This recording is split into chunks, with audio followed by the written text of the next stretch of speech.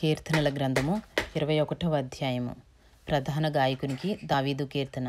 యెహోవా రాజు నీ బలమును బట్టి సంతోషించుచున్నాడు, నీ రక్షణను బట్టి అతడు ఎంతో హర్షించుచున్నాడు.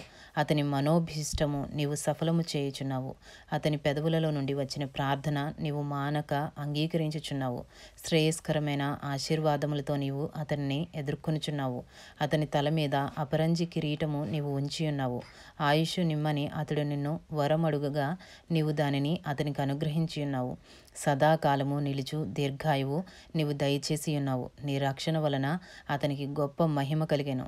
గౌరవ ప్రభావములను నీవు అతనికి ధరింపజేసి ఉన్నావు. నిత్యము ఆశీర్వాదకారకుడుగా నుండునట్లు నీవు అతని నియమించి ఉన్నావు. నీ సన్నిధిని సంతోషముతో అతన్ని ఉల్లసింపజేసి ఉన్నావు. ఏలయనగా రాజు యెహోవా యందు నమ్మిక యుంచుచున్నాడు. సర్వోన్నతిని కృపచేత అతడు కదలకుండా నిలుచును. నీ హస్తము నీ శత్రువులందరినీ చిక్కించుకును. నీ దక్షిణ హస్తము నిన్ను ద్వేషించు వారిని చిక్కించుకొనును.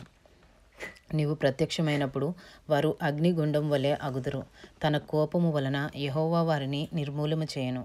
అగ్ని వారిని దహించును. భూమి మీద నుండకుండా వారి గర్భఫలమును నీవు నాశనము చేసెదవు. నరులలో నుండకుండా వారి సంతానమును నశింపజేసెదవు.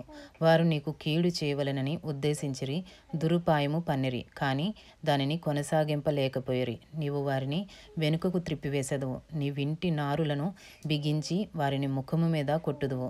యెహోవా నీ బలమును బట్టి నిన్ను హెచ్చించుకొనుము. మేము గానము చేయుచు నీ పరాక్రమమును కీర్తించెదము. ఇంతటితో కీర్తనల గ్రంథంలోని 21వ అధ్యాయము పూర్తి చేయబడినది.